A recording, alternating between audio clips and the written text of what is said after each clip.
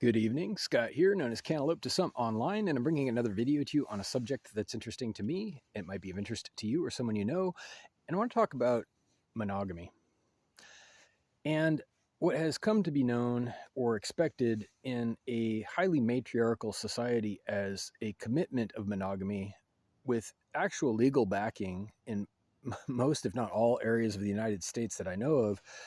I do believe polygamy is still illegal technically, and I'd have to look into that. But I want to talk a little bit about why men and women aren't the same, first of all. This is going to ruffle some feathers, potentially. It might fly in the face of people who are actively pursuing the idea that men and women should be the same, that gender is meaningless, that gender markers are just markers, and that roles are arbitrary and assigned by bigots, and there's nothing more to it. I want to talk about the fact that men and women are actually very different when it comes to reproduction. If your goal is to actually reproduce, everything changes all of a sudden because, not surprisingly, the woman carries the child. There's a clue for you. She gets pregnant. The man does not get pregnant. The woman carries the baby for 9 months. There's never any confusion about who the mother is. There's almost always confusion about who the father is, unless they're monogamous. Enter monogamy. So let's talk about historically what has happened. And I believe that the feature of monogamy is not distasteful, or I should say the model, the structure, the marriage type of, where a single man and a single woman get together and spend their lives together.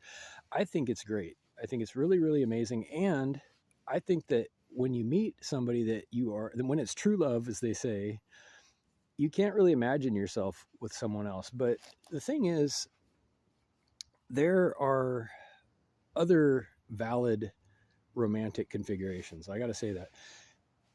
And I want to talk a little bit about double standards, because I hear this all the time. I've heard it since high school about double standards. Oh, you're expecting something that you aren't willing to do. You're a hypocrite if you do that. And it's not a double standard if you're not comparing similar things, first of all. That's what I mean by men and women are different. So I think that the fact that the woman carries the baby should logically have some implications. If you think about it, she may not know herself, if she's with multiple partners, who is the father. Now it begs the question, why is that important? Why does it matter knowing who the father is, without a laboratory and expensive tests and advanced medical science and technology? It's important because the family of the father wants to know and potentially support the new baby, right? Well, that might be important. It might be very important, and not just for the family, but for the baby, his or herself, when they grow up, to know who their father is or was, and what role that person should be taking in their life. I do believe that a well-balanced family has a present and active father figure in it. I don't think that a child is being raised properly without maternal and paternal influences, hopefully. But last thing I want to say is that when the father has multiple spouses, it's not still not unclear who the mother is, but the father is able to still be present without a problem or confusion. I mean, except for the possible heartbreak, and I'm not unsensitive to that or insensitive to that.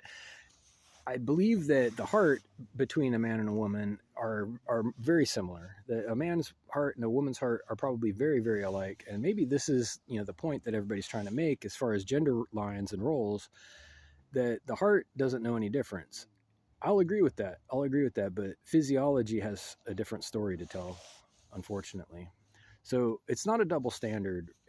I prefer a monogamous relationship, a marriage, a traditional marriage, but I understand and I value and respect people who pursue other types of romance. I don't believe that there is a wrong way to love, first of all.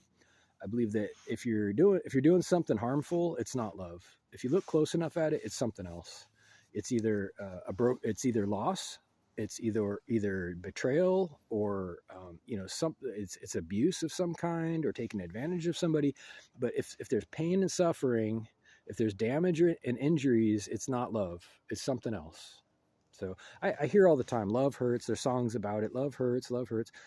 I think that they're blaming the wrong thing. I really do. I really do. And since there's no wrong way to love, as far as I'm concerned, I don't think that it's my business. If people are loving each other one way or another, if they have multiple spouses, if they have an open relationship, that's up to them. That's up to them. Until somebody gets hurt, until somebody I know and care about who's in my community perhaps gets damaged in some way, then it becomes my business indirectly. But I also think last thing I'll say is that traditional roles sometimes arise for a reason, like in recent history, before advances in medical science, we did not have advanced hospitals and laboratories and testing and genetic profiling and identification of who the parent was. So monogamy served a very important purpose as far as keeping a paper trail, so to speak, of who was the donor, the genetic donor. Because the man unfortunately can't, many men unfortunately do just have sex and then disappear, and they make us all look bad, unfortunately. But when a man does what he's supposed to do, if he's faithful, which you can potentially logically be faithful to more than one person. Faithful does not necessarily mean exclusive. Those are two different ideas, but people confuse these things. Faithful and exclusive are two different ideas, and a woman should be allowed to do everything a man can do. Okay, I want to start with that. Probably should have opened with that. A woman should be allowed unequivocally to do whatever a man can do, except if it somehow requires a large-scale social feature, like having laboratories accessible to everybody in the event that the father is unknown because the mother is having multiple partners on a regular basis. See, it becomes a big, expensive problem, and it also pigeonholes the entire culture. But for me, it's putting the cart before the horse, if you ask me. Talking about things like monogamy versus polyamory before you even get to know somebody. I have no level of interest until I get to know somebody. Honestly, I can't do it. It's just I've been burned too many times, or I don't know what. But before I even start to get to know somebody and spend a little bit of time with them, or at least meet them a few times, I have a slow pulse. So I think it's a good thing. Usually, it's a kind of a protective thing. Safety mechanism. But I would need to meet somebody. A final point, I would need to meet somebody before I even considered having some kind of exclusive relationship, if it was even something we wanted together. But it's not, nothing is out of the question before you meet somebody, if you ask me. Reach out if you like with questions or comments to whitehotrobot@gmail.com. Thank you.